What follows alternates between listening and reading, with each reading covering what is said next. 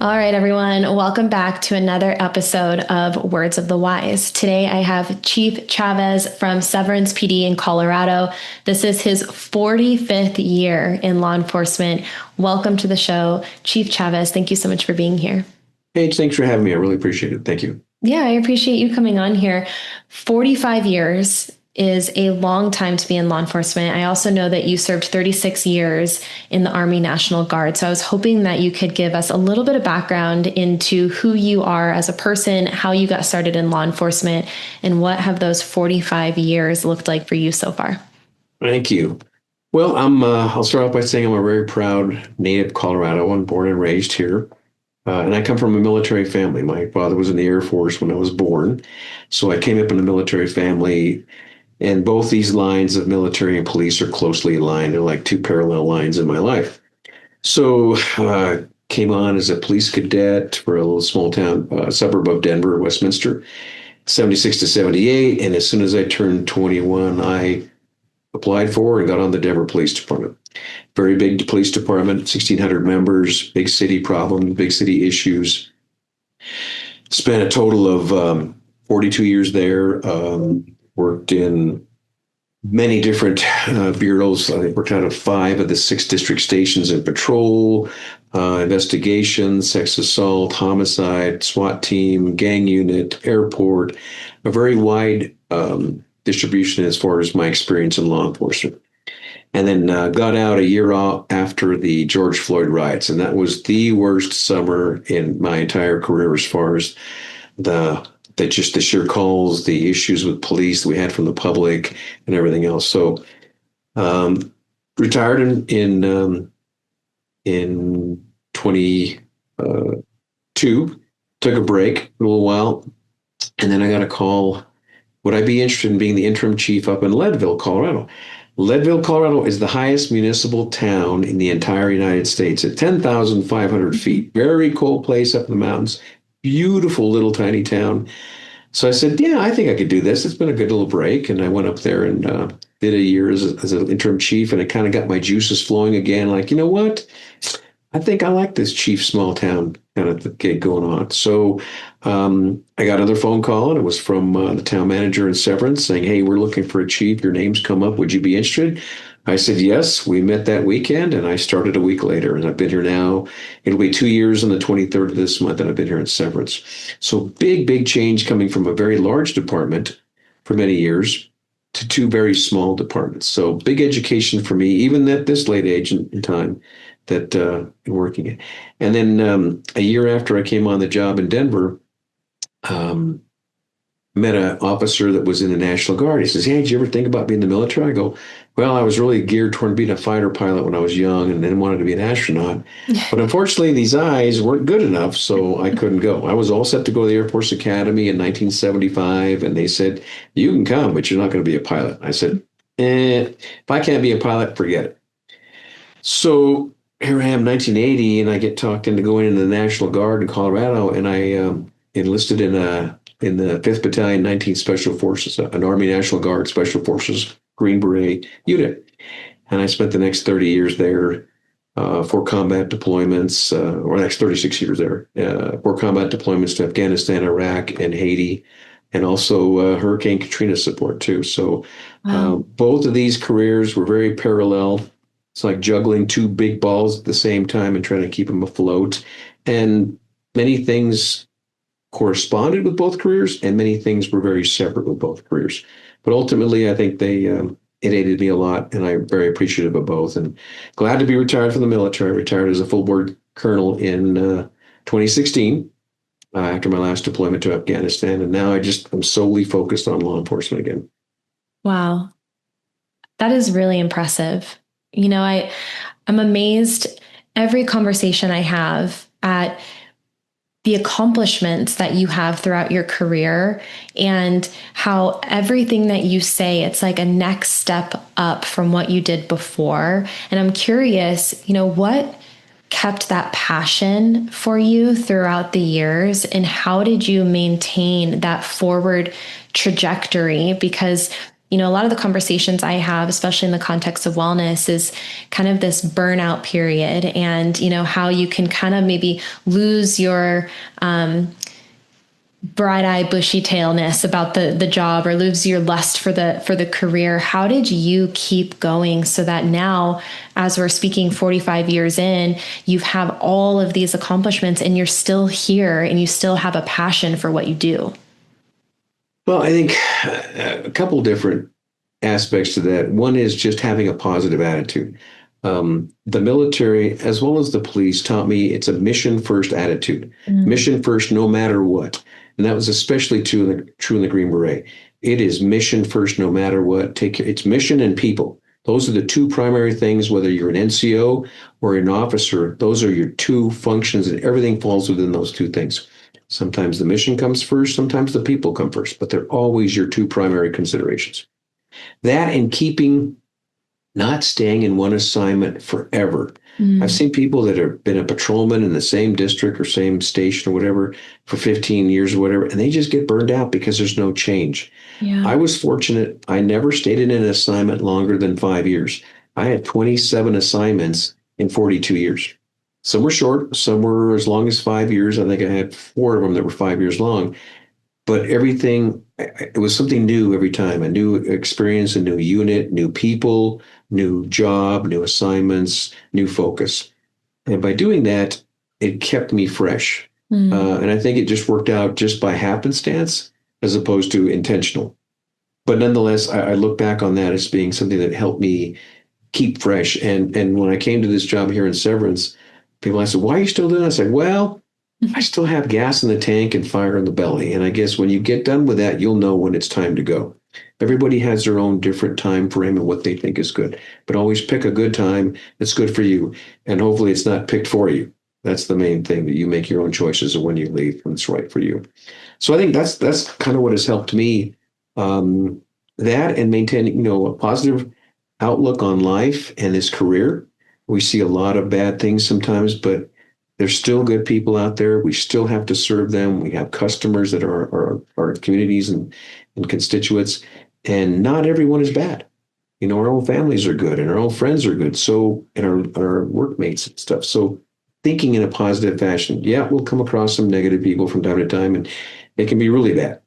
I've had several OISs during my career, and those are things you have to overcome and move on with. So it just maintaining a very positive outlook. When people ask me, what's your style? I says, I am a positive, pragmatic servant leader. And those are the three things that I look at as far as how I do things. Yeah. I'm in agreement, and I'm a huge fan of positive mental attitude and gratitude and mental reframing. Sometimes that's all it takes, is to zoom out for a second and try to reframe what the situation is in your mind. And it's sometimes easier said than done, but I do believe that the more you practice these things, then the more natural it becomes, and we've talked about this on this podcast before, but I really like to use that analogy of like the red car theory. Have you heard of this before? No, please tell me. So if you are driving down the road and you are like, I'm going to look for red cars, you're going to see more red cars, right? The more you start to look for those things, the more red cars you're going to see. And so that could be negative or that could be positive, right? So in the mind, if you are looking for negative things, or if you're constantly in this negative mindset, then more negativity is going to present itself as you go through life, right? And then the opposite is true. If you try to flip the script and reframe it, or maybe try to find other areas that are more positive, or maybe try to ask yourself, how can I grow from this? This really hard, bad thing, where is maybe the lesson in this? And so the more you start to look for the positive, then the more positive things are going to present themselves and that you're going to see. And I think that initial first step is always the hardest, and anyone who's listening can relate to that. I think we've all had those moments where we've been like in the mud and we're like, man, like it's just bad. like, and I can't see anything that's good in this situation. But it's the little things, it's that little step forward that if you're like, all right, well, at least I'm not neck deep, I'm only knee deep right now, and starting to look for those more positive things. And I think it's trainable. I just think that there has to be a little bit more awareness around maybe where our mindset is now and how we can improve it moving forward. I completely agree with you. That's a great analogy. But just maintaining that positive outlook because, and everyone goes through it where something bad happens to you, whether it's an OIS or a lawsuit or a critical incident that brings a lot of negative publicity to the department and you can get beyond it. It is your mental outlook and how you look at focusing forward. Um, and I've told a lot of officers like, you know what, we all think it's bad, but I can tell you some people that it's really had a tough time for them, really bad situations, and they've gotten through it. So if they can, you can too. We always have a scale of 1 to 10 on what's my really bad stuff. Mm-hmm. 8, 9, and 10 always involve a lot of blood. Mm-hmm. Sometimes, oh my God, they're going to foreclose on my house. Okay, I'll give you a 2 on that. Really? Like, yes, because we can find ways to get beyond that. Or I crashed my car last night and I'll have a car. That's about a 1. Really? Like, yeah, it could be a lot worse. I've seen officers that have lost limbs, soldiers that have lost limbs, that have been paraplegic, quadriplegic. On my last tour in Afghanistan, I met the first quad amputee in the Army that survived. And I'm thinking, I don't care how bad it is for me. It's never going to be that bad. And this guy's got a positive attitude because he just had 2 arms that they did a surgical attachment, 2 arms from some other person attached to him, and he's thinking in a positive manner. So no, I can never look negative anymore. And I can give you a lot of examples. And 2 that always come to mind with me when I'm having my really bad moments is John McCain and Master Sergeant Roy Benavides. So I think we all know John McCain's story. He's a Navy pilot, gets shot down over Vietnam, 5 years in a POW camp. Wow. And he survives that and the torture. And when he comes back, he could have just said, you know what? I don't want to live anymore. I've given up on life. But no, he turns that negative experience into something positive, drives forward, and becomes ultimately a candidate for the president of the United States of America. I don't know what is more inspiring than that. Yeah.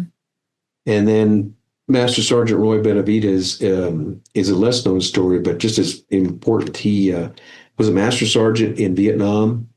A team was under heavy fire. He volunteered to go on a rescue mission. He gets inserted on a helicopter. He's dragging wounded bodies and fighting off the enemy. He gets shot like 5 or 6 times, gets stabbed. They end up throwing him in the helicopter thinking he's dead. They get back to base. They're putting him into a body bag, and he just kind of coughs up blood. It's like, no. And they're like, this guy's still alive? He ultimately was given the Medal of Honor. Wow. And in a really tough life. And he kept moving forward as an inspiration to other soldiers after that. So no matter how bad you think it is, there are other individuals that have endured much worse and have survived it and come back from it. So never think you're at the very bottom. You're at the very worst place. There's other people that have done it, and you can too. Support network is absolutely critical. That you've got people to lean on, that you've got family, you've got friends, you've got workmates that can help you get through that. There's an old adage that in prosperity, everybody wants to be your friend, but in adversity, your true friends are proven out. And that's happened to me sometimes. For some people I thought were my true friends, they bailed when I was under adversity. And others, they stuck in there like glue, like super glue. And I know that I can always count on them and they can count on me in the most difficult of times. Yeah. That's important. You gave me chills. I still have chills. I think perspective is so important. And for you to say, what is that sliding scale? Like, how can I, in the moment, put everything in perspective and realize that, yeah, like maybe wrecking your car is not great. It's maybe an annoyance. Maybe it was a little scary, but on the scale of 1 to 10, what does that look like? And if you can identify that, it's almost like when you go to the doctor, the pain level. The pain level. Yeah. And it's like, well, which one is it? And then like, when you're like, oh, well, really, it's kind of like a 4. And you're like, okay, I guess I can I can survive it. I'm Yeah, okay. Right. exactly. Yeah. And so like, again, changing your mental framing of what's going on and having that sliding scale, I think is really smart. And it's something that we can all implement today. Whatever life throws at you, what does that look like on a scale of 1 to 10, 10 being the worst, one being like nothing at all? I like that a lot. And, I love when you talked about knowing who is in your circle in the hard times.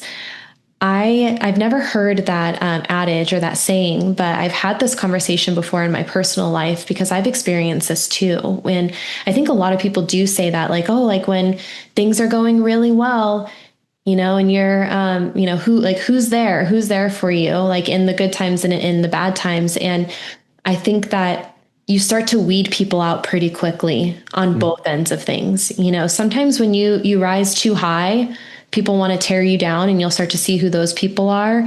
Yeah. And in the times where you're like, man, I really need you, you'll know who's there for you and who isn't there for you. And I find it really interesting too, as humans. I think that a lot of times our tendency, or maybe this is just me speaking from my own personal experience, you can tell me how you feel about it, but I have a tendency, and I've seen a lot of people in my life have the tendency in the hard times to isolate and to think that you're the only person who's going through this, or maybe you don't want to be a burden on anyone else, or maybe, you feel shame or embarrassment. So you don't want people to know that you're going through certain things. And so there's this isolation. So I really appreciate you reminding everyone how important community is and how important it is to have. And it doesn't have to be a ton of people. It could be like a couple of like your ride or die, like people who are going to be there for you if and when you need it, but also being willing to accept that support when you need it. Because I think sometimes that's hard. At least it's hard for me to accept that support because I want to feel like I can just tough it out and keep going. And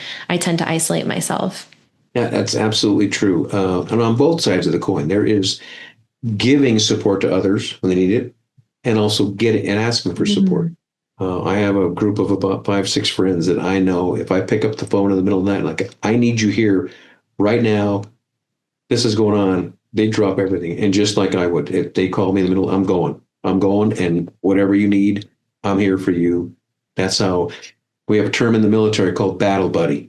And Mm. battle buddies are for life because they've endured something together. When you endure a very difficult situation with somebody else, you have a very close bond, more so than if you a great thing. But if it's a difficult thing, you have a very incredible bond, which is why law enforcement officers and the military and fire, EMS, they have tight bonds because of the things they go through. And that's where you really know the people that you can count on. And you can't go through this world alone. Some people like to be the lone wolf, but like, no, everybody has a moment where they need help. Accept it. Be ready for it. Well, and I love that you said also be willing to give it, Mm-hmm. not just Yes. take it. It's a two-way street. And I think that sometimes we forget that too. Like we feel like we're owed all these things from other people, or maybe, from your employer, or, but are you also willing to give that same energy? Are you willing to give that same support to other people too when they need it? Are you the person that people can call to? Right. And sometimes it's just to listen. I've learned it the hard way with my wife and my kids. Dad, we don't want you to solve it. I just want you to listen. Okay. And I'll just shut my mouth as hard as it is. Tell me. And they just need to get it off their chest and out of their head. And after that, they feel better. Yeah. They need just somebody to talk to, just somebody to be with, have a beer, sit by the lake, under a tree, out by the pool, whatever. Just let's talk. Let's get it out. And then help them find those solutions. And they generally they find it themselves. They just needed somebody to vent and air it out to.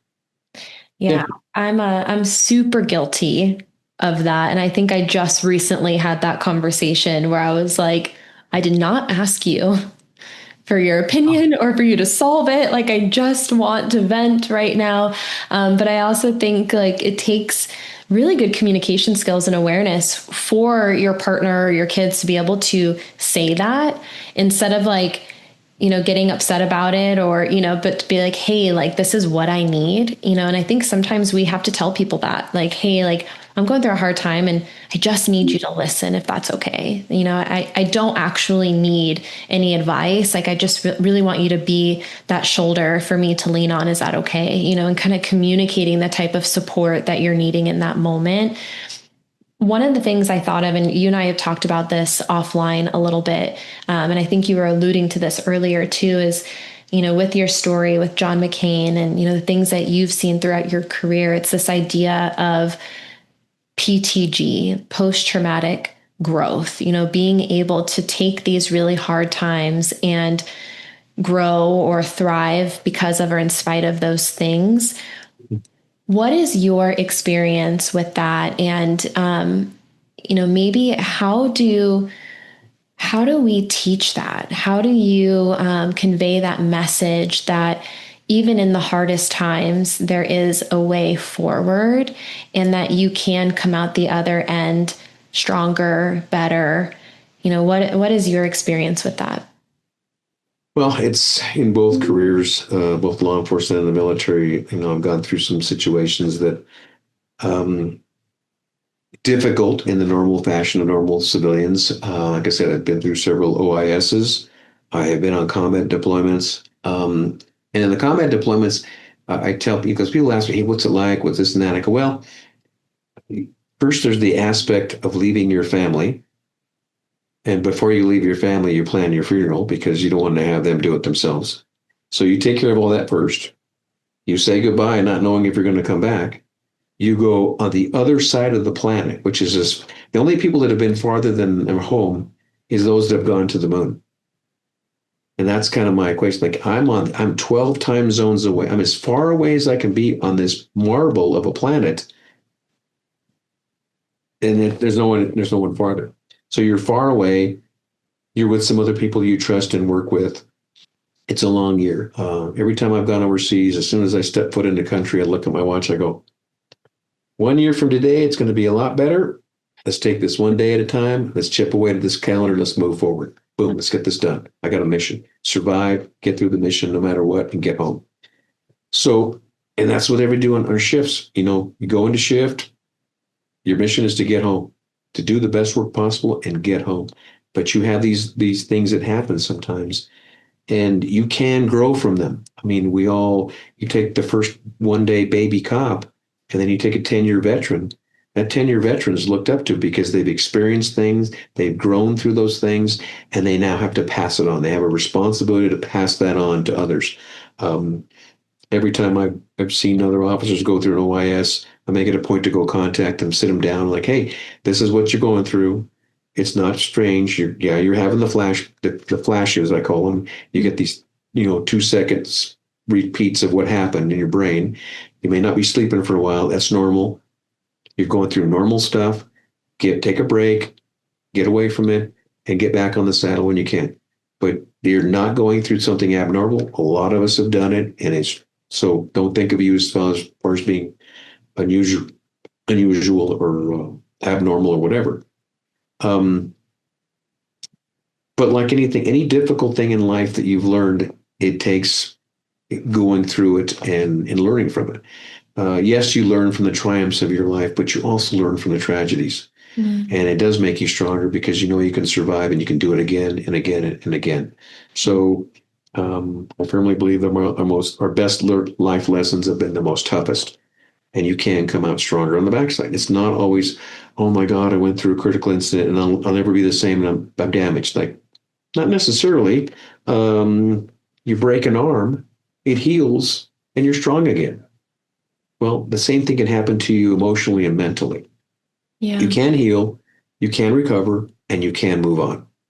Yeah. I agree with you and obviously perspective is everything. And it might not necessarily feel this way in the moment. But I look back at a lot of the things that happened to me in my life and, the trauma that I had experienced when I was younger. And I'm in a weird way really grateful for it. I do think that it gave me a different perspective on life.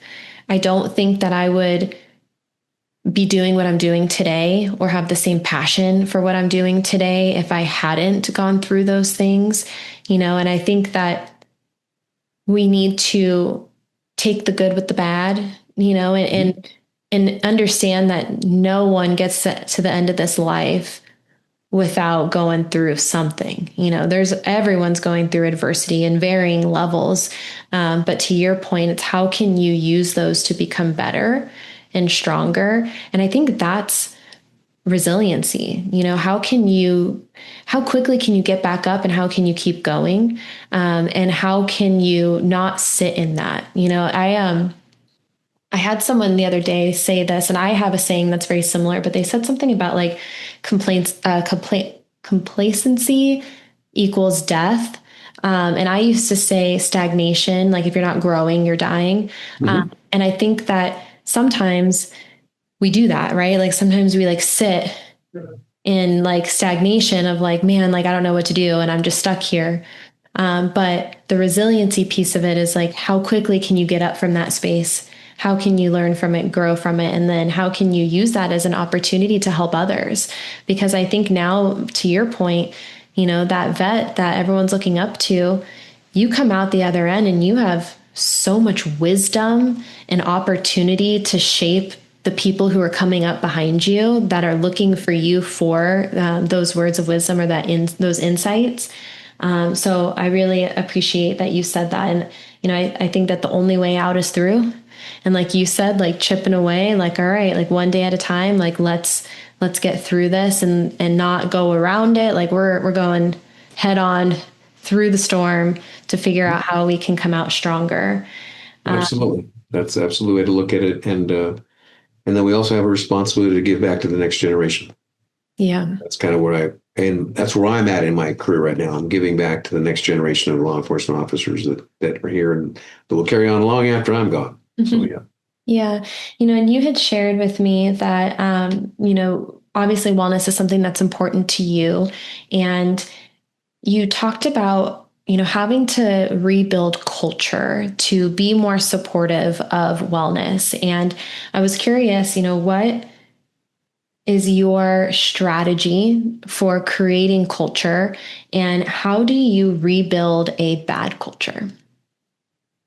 Well, it is an interesting question and stuff. Well, as a law enforcement leader, and especially as a chief, we manage many different resources. We manage obviously people, and then there's the physical resources of cars and equipment and buildings. And then we also have the financial pieces for our budget and stuff. But one thing that a lot of senior leaders forget about is another resource that you manage that you can't touch, you can't hold, you can't move, but you know when it's good and you know what's bad. And that's morale or culture. You can give people all the money in the world and all the nice toys and cars and this and that. But if it's a bad culture and bad morale, they won't like it and they won't stay. And you know when it's good and you know when it's bad. It boils down to, are people treated in a respectful manner? Yes, we have chains of command and different levels of responsibility and authority. That doesn't mean you treat people like crap.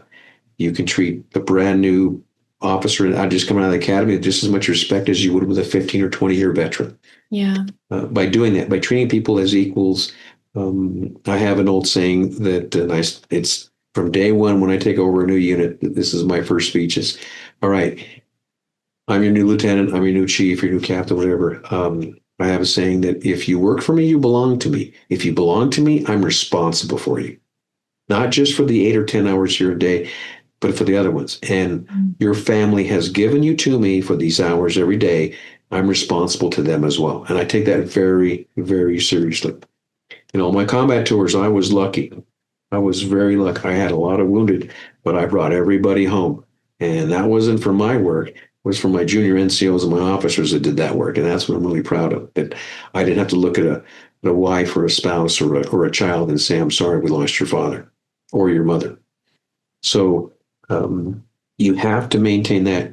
Take a look at the culture. You either part of the culture and you've elevated to yourself in that chief's position, or you're coming from outside the culture and you're learning to adapt to it. And many times I've learned from other chiefs how to be a good chief and how to be a bad chief, and you can learn both ways. Mhm. I had an outside chief come in to my previous department in Denver, and he broke us badly, just tore us apart and then put us together like Frankenstein. I go, that's not how I'm going to operate. So you can learn from both sides of the house. Um, but seeing, talking to individuals, trying to get the ground truth. If you do come in as an outside chief, everybody right off the bat is going to be trying to talk their way up to you and get on your good side, good graces. So be cognizant of that fact.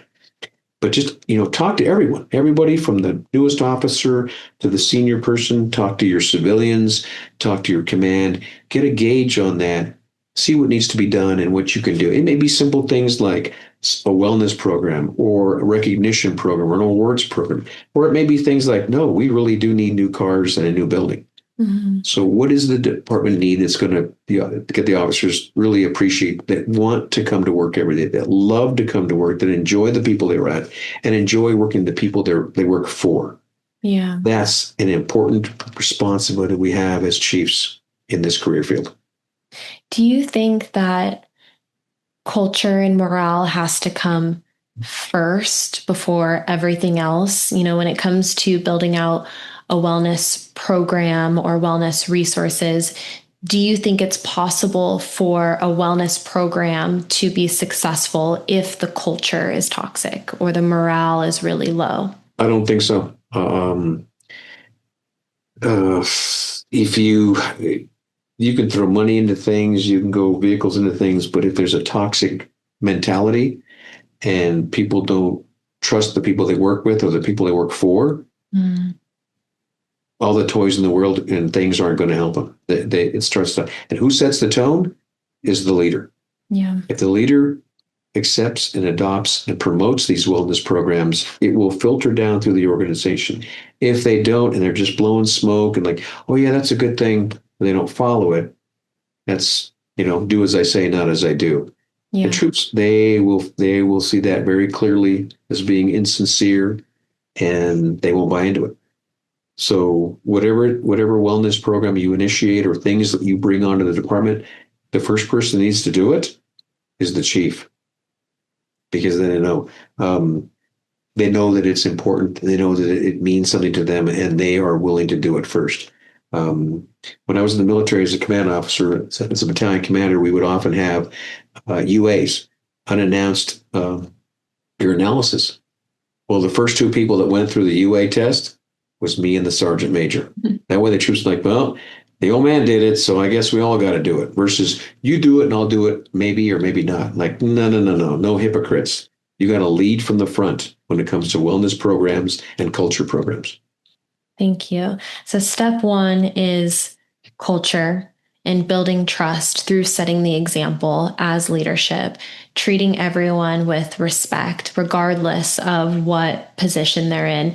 And then from there, you can start to build and add more wellness programming and things that you want to do on top of that solid foundation. Absolutely. One of the things, and you said this earlier, and I actually wanted to touch on it, and I spaced it, and now it's back in my brain. But you had used an analogy when we talked offline about wellness being like maintenance of a car, and I was hoping that you can be the one to explain this. But you also said this earlier about physical injuries and how people can get on board with like the physical part, but maybe like the mental part of it is still something that's harder to understand or harder to accept. So the first part of it is, what is your analogy about the maintenance of a car, and how can we start making preventative measures or long-term maintenance for physical and mental wellness more widely received and acceptable? Sure. Well, the analogy with the car is pretty simple. I mean, you get a brand new car, you just got it off the lot.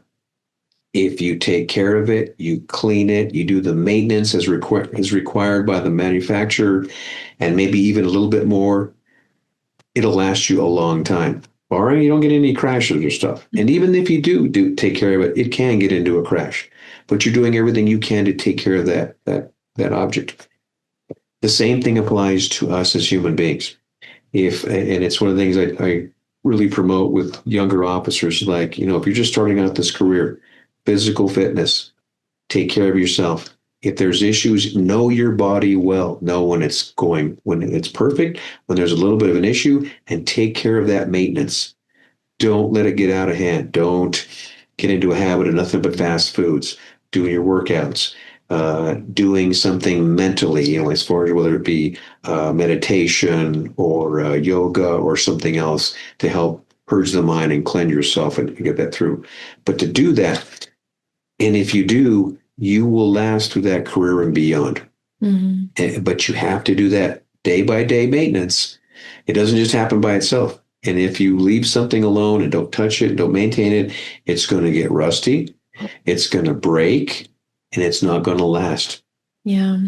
So that's my analogy as far as the car maintenance thing is, but it applies to us as well.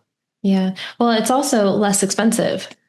In the long run, yes. And that's the thing I find to be really interesting is this, the difference between proactive and reactive, right? And this is what you're saying is if you proactively take care of your car, or if you proactively take care of your mind and your body, then, down the line, even though you're, maybe you get in a few accidents or you hit a few potholes along the way or, whatever, but over the long term, it's going to last longer. It's going to be less expensive. You're not going to have to put as much work into it, right? And then the reverse is also true, that the reactive measures, and everyone has been in that position where now there's an injury, now there's a mental health issue that we didn't deal with for years and years and years that we have to address now when there's a crisis. Or, with the car, like you didn't take care of it and now, you're pushing it down the street, because you didn't put in those proactive measures. And so I think that that is one of the biggest challenges is to really get people who are younger to understand the importance of this, but not just understand it to implement these things. Because when I was younger, I wasn't thinking that I would be as old as I am today. Like I was like, oh my gosh, like that is so old. I'm never going to be that old. And then you blink and all of a sudden you're here and you're like, wow, like if I would have done this earlier, things may look different, or maybe it would be easier. Maybe I wouldn't have had to have dealt with that thing. And, my hope is that through these conversations that we can inspire the younger generation to understand that it's easier to keep up with it when you're young and you feel good than it is to have to deal with it when you're older and you're not feeling great because you didn't take care of it. Exactly. And then if you create good habits, once you make something a habit, you're likely to continue on with that habit throughout the career. Well, if you do these habits with yourself, you get a scratch, you clean it up, you bandage it, it heals, you watch it. Okay, fine. But if it starts getting infected, you don't just look at it and let it go. You deal with it. So those habits, like the same thing, that's a physical aspect. There's a diet aspect. There's a mental health wellness. There's a physical fitness. All that, if you put that maintenance and care into yourself, you will last a long time. And isn't that the goal? Yeah. To not only get through this career, but to live beyond it and appreciate that. Yeah. I mean, I want to live a long life, but I also want to live a life of quality. Like I don't want to be rolled to the end of this thing, feeling like complete garbage. I want to try to put in place the things now that my future self is going to be proud of or happy that I did. I was thinking this earlier. I was having another conversation and, I think a lot of what we do and a lot of the stigma is surrounded by this perception of strength. And like we have to be strong, right? We have to show strength.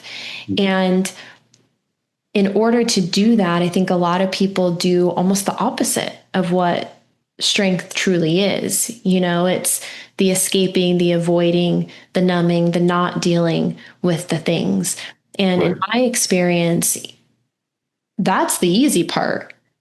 The easy part is to not do the thing. The easy part is to not create that habit or have that consistency. The easy part is to eat eat the fast food and, drink yourself to sleep. And, those things are easy. To me, that's not strength, right? Like that's an unhealthy coping mechanism. It's something that helps you to feel better in the short term, but it's not that Destructive.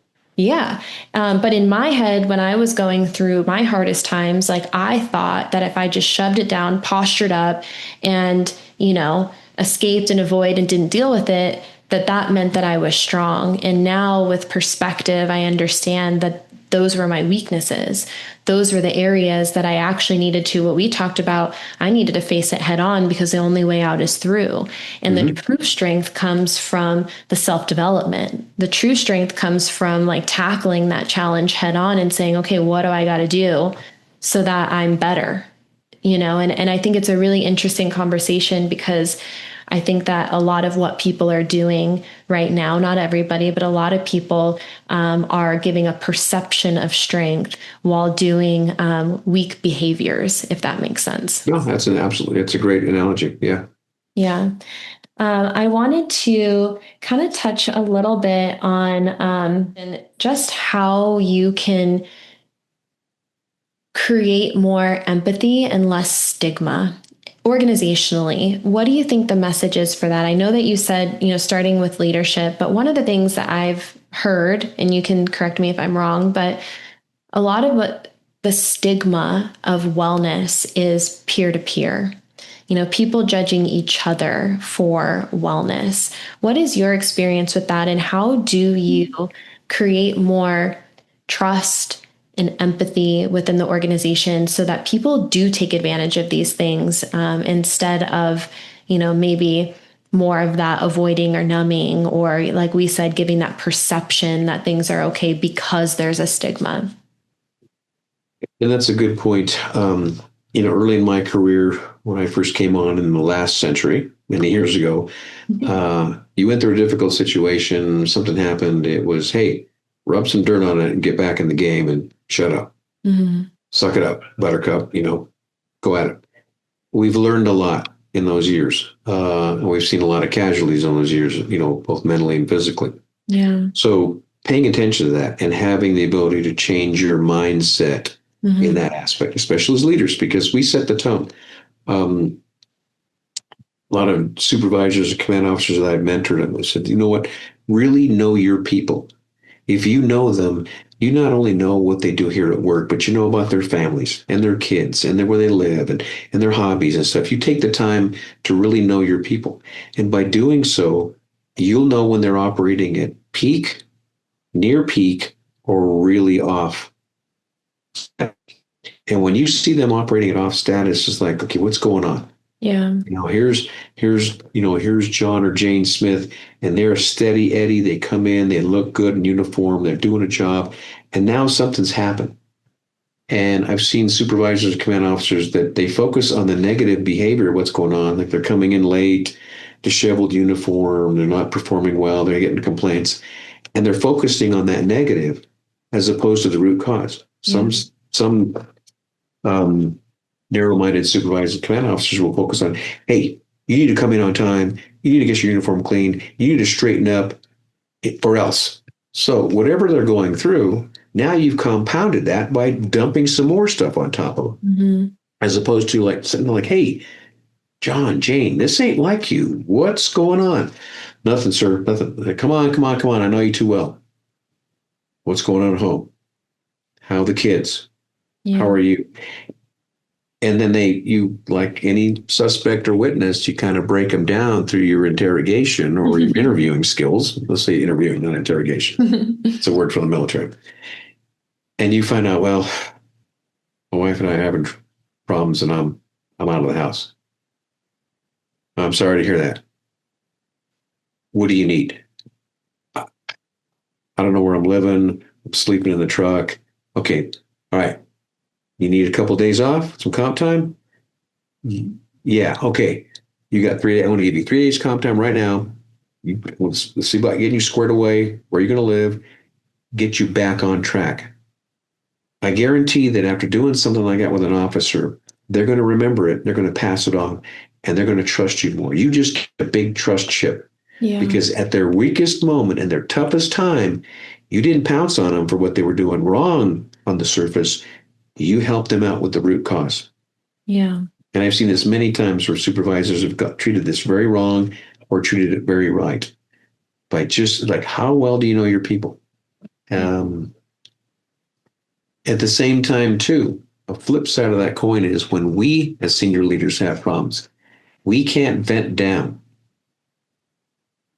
You never vent down. You can vent up. Sometimes I'll walk into my town manager, hey, sir, I just need a vent. And he knows, just shut down, listen up. Okay, I'm done now. Thanks, sir. Appreciate you listening. And I walk out the door. He goes, cool, glad to help. Yeah. Or my subordinate commanders can come to me. Hey, sir, I just need a vent. Go for it. Kick your heels up on the desk and what's going on? Boom, boom, boom. Then they feel better talking about it. Then they come up with a solution. Okay, man, go forth and fix. So we as chiefs cannot vent to our subordinate or deputy chiefs or assistant chiefs or anybody else. We can only vent to ourselves. So by having these chief circles or these chief groups that you can talk to helps you when you're having your difficult times with town council or the public or the media or whatever, because you can't vent down. Yeah. You can only vent up or sideways. So even as chiefs, we have to take care of ourselves as well and have that venting circle, so to speak. I think that's a really important reminder. And I think, we don't often talk about executive wellness and what that looks like. And I think that if we're going to talk about how important it is for everybody else to take care of themselves, you also have to, because we have a lot of chiefs that actually listen to this podcast. And so we're talking to you if you're listening, but it's equally as important for you to take care of yourself. And, if we expect everyone else to, put in place those habits and that consistency and those resources to be able to do it. It's what you said before, like you also have to be willing to do those things for yourself, which is only going to benefit the team as a whole. And one of the things that you said that just reminded me of what we talked about before, I think sometimes we forget, like when we're working in a team environment, and I see you guys as a team, right? You're a team, and you said like mission focused, people focused. I think sometimes you forget that like you are one team, and how can you support each other as much as possible? And what you said of like going the extra mile to, one, get to know each other so that you can recognize the symptoms if and when they happen. Two, don't just take "I'm good" as an answer when you know that they're not good. And I think that we get in the habit of that, and it's actually one of my biggest pet peeves, and I try not to like let it, but when someone's like, hey, how you doing? And then I'm like, oh, good. And I like go to say something and they're already gone. And I'm like, oh, well, they didn't really care, to stop and look me in the eye and actually have that conversation. They just said it to say it.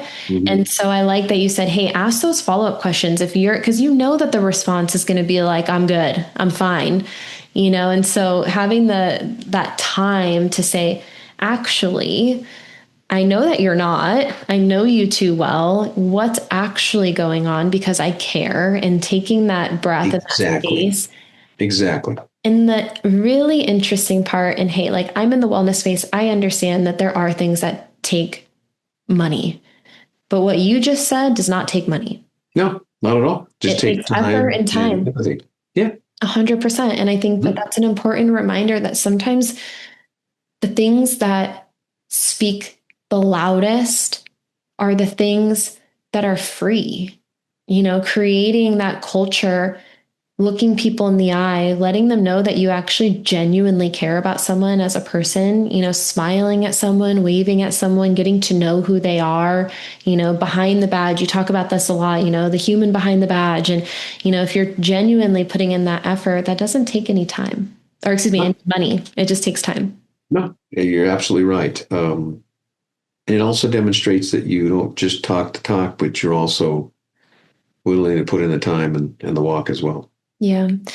My final question for you, and I'll let you kind of take the floor if I missed anything, but, you gave an extensive background, and I mentioned this earlier too, of how like, I feel like you just you blink and time goes by so fast. It goes slow, but it goes fast in the same way. And for the younger generation, what words of wisdom would you share that, maybe you wish you would have known earlier, or something that's helped you along the way? Like, if with all of your knowledge and experience that you have now on your 45th year, if you could go back in time and speak to your younger self, what would you say? Oh, I could say a lot of things to myself, but I would focus on probably five main things. First off is maintain that physical fitness, take care of your body, do the maintenance, take care of yourself in all aspects, not only physically, mentally, emotionally, but take care of you because you're going to go through some difficult times. So you can't get through it and be resilient if you're not taking care of it. The analogy I like to use is the boxer. So preparing for a boxing match, a boxer goes through hours and hours and hours of training, physical fitness, endurance, and skill set. Because when you step into the ring and you take that first blow, you don't want to go down. Mm. You've got to take multiple blows in order to win the fight. That's life. You've got to endure those blows and be flexible enough and train hard enough and endure enough and eat well enough and did all the stuff with your trainers and your coaches to endure the match, survive, and win. Okay. Number two is I started in the police department with a pension. Nowadays, pensions are going away. So you need to do that financial planning for that fiscal wellness of yourself and your family and your career. I have a pension. I can't outspend it. That check comes every month and will come every month, and I can't overspend it. But with these 401ks and these other financial plans that towns are reverting to or agencies are reverting to, it's a finite amount of money going into a pot, and then you retire, and then sometimes you get a little crazy and you blow all that money. And then I'm seeing retired cops or command officers or even chiefs working at Walmart or Home Depot or Costco or whatever, like, what the heck? I blew all my money. So good financial planners are not good cops, and good cops are not good financial planners. So think about the future, investing in a deferred comp program, but, doing another Roth or another 401k to make sure you have enough money. Because when you're 70 or 80 years old, you can't just go off to your job or do this thing. You don't want to. So take care of your fiscal wellness at the end of your career and put a lot of that money away. Yeah. And have the good financial plans. Three, be very aware, and this takes where senior officers have to counsel the young officers. Avoid the bad behaviors and issues that come along with this career, the destructive behaviors that are very present in this career. Affairs. This uniform attracts a lot of people, a lot of men and women that they love that uniform. And people get carried away with that. And there's affairs, there's relationships, both positive and negative, that can tear down a good career. I've seen good officers lose their careers because of getting into affairs and issues on the job and off the job that it kills them. So being aware of that and keeping true to yourself and keeping on a good path. Substance abuse, where we start self-medicating with alcohol, or we're using pain meds and keep dragging on that. And that's not good either. And then also the off-duty drug that I see. I saw a lot of it, and I worked a lot of off-duty in my early career, where, man, they're just asking me to do all these jobs, and it's really good money. And all you doing is off-duty, off-duty, off-duty. Where pretty soon the tail wags the dog, and it hurts you on your job, but also hurts you with your family and your friends, because that's all you're doing. You're just doing one thing all the time, chasing the money. Yeah. And you're hurting yourself overall. And then when it off-duty quits or you get injured and you can't make all of your bills because you were so dependent on that off-duty. Yeah. So there's destructive behaviors. Be very cognizant of them, learn from other people's experiences and mistakes, and don't do it yourself. But this was never told to me when I started. I kind of learned the hard way through my career. Fourth, having a good network of people to talk to, family and friends. Don't isolate yourself. No, I don't talk anything about at work at home. You do. Now, you don't have to be super graphic, but you can say, I had a really bad day today. My wife asked, what happened? We had a bad accident or we had to do a DV. Just that's part of the purging and talking about it with someone, and especially someone that's not a cop. Yeah. Because they're looking at it from a different perspective. Sometimes we can get so much, we got to have our cop underwear and our cop clothes and our cop. We're cop so much that you forget about the rest of the world. But having those relationships and that network of people you can fall back on, that helps you stay true to your north compass, because you can get pulled off in a different direction by another magnetic pole. So having that and relying upon that. And lastly, having good outside interests and hobbies that are totally not related to this job. Whether it's golf or games or reading or hiking or whatever, disconnect from this job and do something else like a civilian. And don't wear that badge 24/7, 365. You were not born a cop, and you don't want to die a cop. It's just a segment in the middle of your career and your life. You are so much more than just being a police officer or the military or whatever. You still were born a human when you started, and you're going to be a human when you leave this world. So don't just get so wrapped up. And this is a very contagious, a very illustrious type of a profession that just sucks you in if you let it. Control it. Don't let it control you. So those would be the 5 things that I would tell any new academy class, and I still do it today, not to shock them or scare them, but just to pre-warn them and give them some advice. If I could go back and talk to myself back in 1979 when I graduated from the academy again. So those would be the 5 points that I would focus on for people. Yes.